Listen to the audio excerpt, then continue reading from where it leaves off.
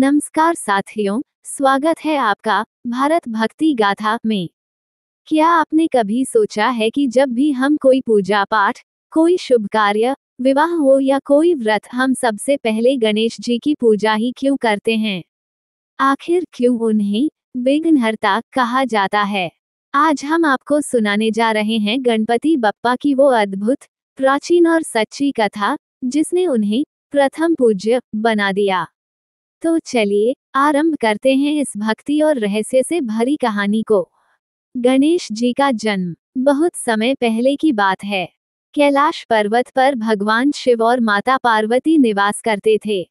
एक दिन जब शिव जी ध्यान में लीन थे, पार्वती जी ने स्नान के समय दरवाजे पर पहरा देने के लिए अपने शरीर की उबटन से एक बालक को बनाया और उसमें प्राण डाल दिए। पार्वती जी ने कहा, वत्स, जब तक मैं स्नान करूं, तुम इस द्वार की रक्षा करना, किसी को अंदर मत आने देना। उसी समय भगवान शिव लौटे, लेकिन उस बालक ने उन्हें द्वार पर रोक दिया। शिव जी को क्रोध आया और उन्होंने अपने त्रिशूल से उसका सिर काट दिया। जब पार्वती जी बाहर आई, तो अपने पुत्र की दशा देखकर वह शोक में डूब गईं। शिव जी ने गलती समझी और ब्रह्मा, विष्णु और इंद्र के साथ विचार कर एक उपाय किया। शिव जी ने आज्ञा दी, जो भी प्राणी सबसे पहले उत्तर दिशा में मिलेगा, उसका सिर इस बालक के शरीर पर जोड़ा जाएगा। देवताओं ने एक हाथी का बच्चा पाया और उसका सिर गणेश के धड़ पर लगा दिया गया।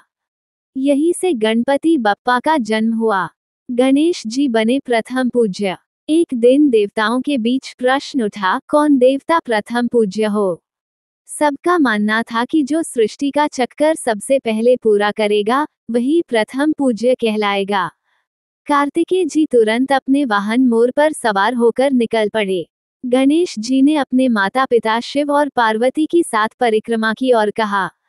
गणेश बोले, मेरे लिए आप दोनों ही समस्त ब्रह्मांड हैं। आपकी परिक्रमा ही सृष्टि की परिक्रमा है। देवता चकित रह गए। गणेश जी की बुद्धि और भक्ति देखकर उन्हें प्रथम पूज्य का स्थान दिया गया। गणेश जी और वेदों की रचना। एक और अद्भुत कथा है, जब महर्षि वेदव्यास ने महाभारत लिखने के लिए एक ऐसा लेखक मांगा जो बिना रुके सुन सके और लिख सके। गणेश जी ने शर्त रखी, मैं तभी लिखूंगा जब आप बिना रुके बोलेंगे। व्यास जी बोले, और मेरी शर्त ये है कि जब तक आप अर्थ न समझ लें, तब तक लिखना मत शुरू करना।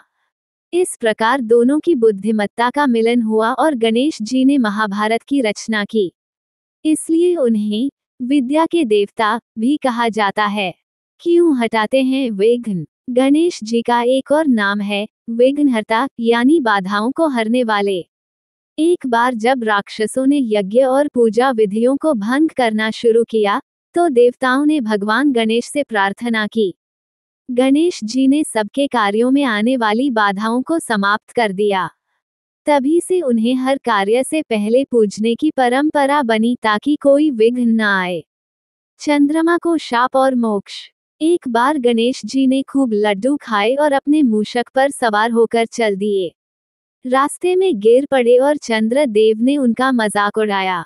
गणेश जी ने क्रोधित होकर उन्हें शाप दे दिया, तुम्हें जो देखेगा वो कलंकित होगा। चंद्रमा डर गए और क्षमा मांगी। तब गणेश जी ने शाप को आंशिक रूप से वापस लिया। तभी से गणेश चतुर्थी के दिन चंद्र दर्शन वर्जित माना गया। लोक परंपराएं और श्रद्धा। आज भी भारत के हर घर में कोई भी शुभ कार्य जैसे विवाह, गृह प्रवेश, परीक्षा, नया व्यापार, सबसे पहले गणेश जी की पूजा की जाती है। उनके 12 नाम, 108 नाम और 1000 नामों के जाप से विघ्न मिटते हैं। उनका प्रिय लड्डू और दूर्वा घास चढ़ाकर भक्त उन्हें प्रसन्न करते हैं। उपसंहार। तो साथियों, ये थी वो दिव्य कथा जिसने भगवान गणेश को प्रथम पूज्य बनाया। उनकी भक्ति से बुद्धि, शक्ति और सफलता मिलती है। आज भी करोड़ों भक्त गणेशोत्सव में उनकी मूर्ति बनाकर विदाई तक आंखें नम कर देते हैं। गणपति बप्पा मोरया। आशा है ये कहानी आपके जीवन में भी बाधाओं को दूर करे और खुशियों से भर दे। जय श्री गणेशा।